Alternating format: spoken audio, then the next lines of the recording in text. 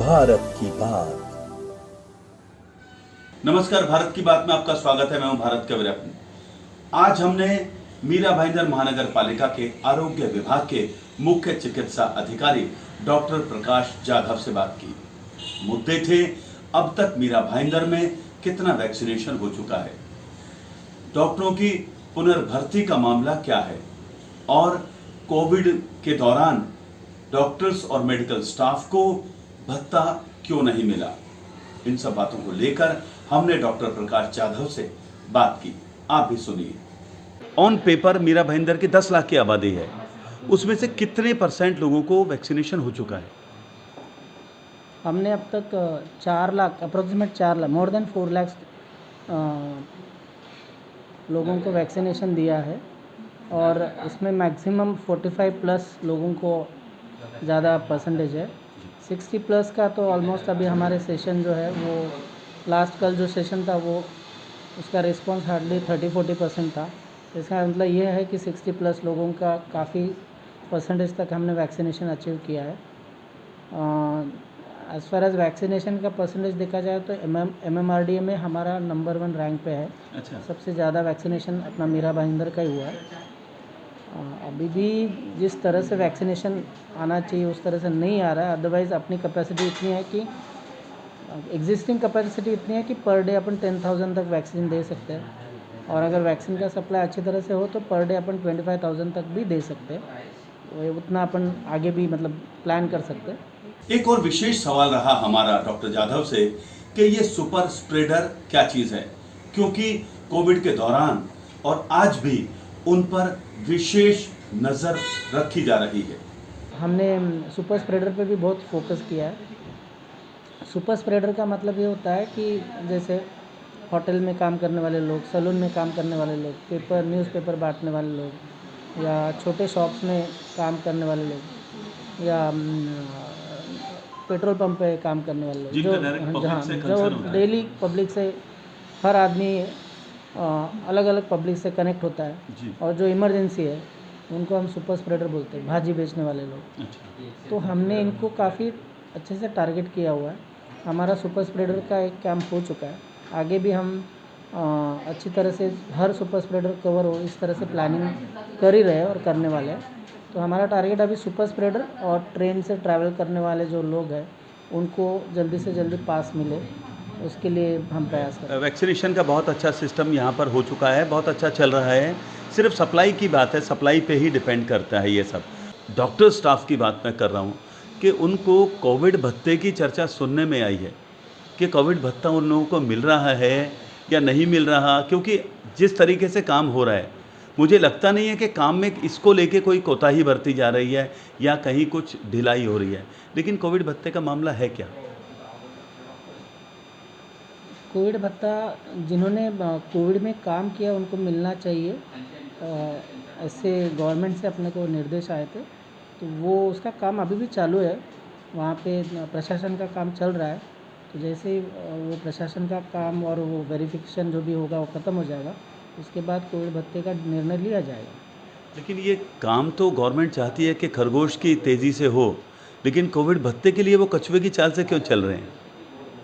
नहीं, ऐसा नहीं है। एक्चुअली कोविड 1, कोविड 2 और अभी कोविड 3, ये तीनों के मतलब कोविड 3 अभी तक आया नहीं है। आई होप कि ना आए, बट ओवरऑल ऐसा लगता है कि नेक्स्ट 4 वीक्स के बाद या अगले 2-3 हफ्तों के बाद आने की संभावना है।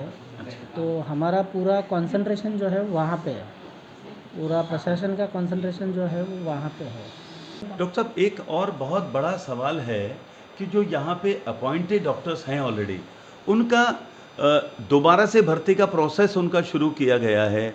उनकी सैलरी में काफ़ी प्लस माइनस हो रहा है। ये मैटर क्या है? बाहर बहुत चर्चा है इसकी। इसकी बहुत सारी वजह है। जैसे कोविड 1 चालू हुआ था तब कोविड के लिए बहुत डर था। प्राइवेट हॉस्पिटल के डॉक्टर्स भी काफ़ी कोविड ट्रीटमेंट देने के लिए तैयार नहीं थे। ऐसे टाइम पे पेशेंट काफ़ी थे, ट्रीटमेंट देने को डॉक्टर कम थे। तो वो टाइम पे जो भर्ती प्रक्रिया जो की गई थी वो बहुत इमरजेंसी बेसिस पे की गई थी। और वो टाइम पे कौन से डॉक्टर को कितना पेमेंट देना चाहिए इसका कोई अनुमान नहीं था। अच्छा। डेफिनेटली हमारे जो डॉक्टर हैं उन्होंने बहुत अच्छा काम किया है शुरू से। हम सब ने मिल के बहुत रिस्क उठाया। और फिर उसके बाद कोविड-2 आ गया। कोविड-2 के बाद अभी हमको थोड़ा सा टाइम मिला तो हमको ये रियलाइज़ हुआ कि जो हम payment doctor, sister, lab technician और फार्मासिस्ट, ये जो 4 मेन हमारे जो कर्मचारी हैं, उनको जो पेमेंट दे रहे वो उसका स्लैब जो था वो काफ़ी ज़्यादा था। और जो हमारा गवर्नमेंट उसके बाद जैसे कोविड-1 चालू हुआ उसके 2 महीने के बाद गवर्नमेंट की गाइडलाइन आई कि इनका पेमेंट इतना इतना होना चाहिए। फॉर एग्ज़ाम्पल के तौर पे मैं ये बोलूँगा कि एक कोविड-1 के टाइम हमारे यहाँ जो डॉक्टर थे उनको पेमेंट था 1,30,000। और एक एनएचएम के जो डॉक्टर थे वो एमबीबीएस थे, ये बीएमएस थे। इसमें कोई दौराय नहीं कि वो दोनों डिग्री में कोई इशू है करके। बट एक ही जगह एक डॉक्टर को 1,30,000 पगार था और वहाँ पे एमबीबीएस को 40,000 पगार था। अच्छा। बट जो एमबीबीएस के डॉक्टर थे या एनएचएम के डॉक्टर हैं उन्होंने भी कोविड का ही काम किया है, तो ये थोड़ा डिफरेंस काफ़ी ज़्यादा था। बट एक कोविड-1 और कोविड-2 में हम लोग उसमें बिज़ी थे। अब थोड़ा सा मई 15 के बाद थोड़ा सा टाइम मिला तो ये रियलाइज़ हुआ कि काफ़ी सारा अपना जो खर्चा है, एक्सेस ऑफ खर्चा इसमें जा रहा है। तो नगर पालिका का सेविंग और गवर्नमेंट की पॉलिसी ये दोनों अप्लाई करना चाहिए। इसके लिए हमने फिर वापस इंटरव्यू रखे। बट इसमें हमने क्या किया कि हमने जिसने मीरा भाईंदर महानगर पालिका के हॉस्पिटल में काम किया है पिछले 6 महीने से, उसको कितने भी मार्क्स हो उसको हमने सिलेक्ट किया ही किया है। अच्छा। हाँ, मतलब हमने किसी डॉक्टर को मतलब अगर आप इंटरेस्टेड हो जो अभी पेमेंट दे रहे हैं उसमें और आपने अप्लाई किया है तो आप सिलेक्ट हो ही जाएंगे और आपको हमको लेना ही है अगर उनके पास 6 महीने से ज़्यादा का सर्टिफिकेट है एक्सपीरियंस का और उन्होंने अप्लाई किया है तो हमने सबसे प्रायोरिटी उनको ही दी जिन्होंने काम किया है। और बहुत सारे डॉक्टर ने अप्लाई भी किया है।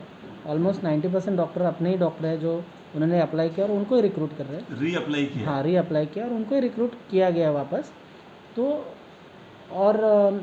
इससे क्या हो गया कि अभी गवर्नमेंट का नॉर्म्स भी पूरा हो जाएगा, नगर पालिका के थोड़ा सा फाइनेंशियल बर्डन वो भी कम हो जाएगा और अपने गाइडलाइन के हिसाब से आराम से चलेंगे। तो ये बातचीत थी डॉक्टर प्रकाश जाधव के साथ हमारी, जो हमने आपको अपडेट रखने के लिए आप तक पहुंचाई। एक और बात हम आपसे शेयर करना चाहते हैं। अगर आपने भारत की बात को सब्सक्राइब किया है तो एक बार सब्सक्राइब करना ही काफ़ी है। अगर आप बार बार सब्सक्राइब करेंगे तो वो अनसब्सक्राइब होगा और कभी सब्सक्राइब होगा। कभी आप तक खबरें पहुंचेंगी, कभी नहीं पहुंचेंगी। तो हम एक बार फिर बता देते हैं, आप लाइक, शेयर और सब्सक्राइब सिर्फ एक बार करेंगे, आपको हर बार खबरें आप तक पहुंचती रहेंगी। हाँ, लाइक और शेयर आप जितनी बार चाहे कर सकते हैं।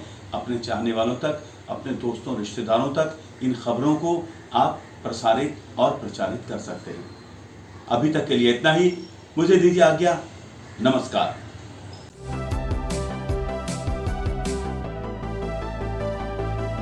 भारत की बात।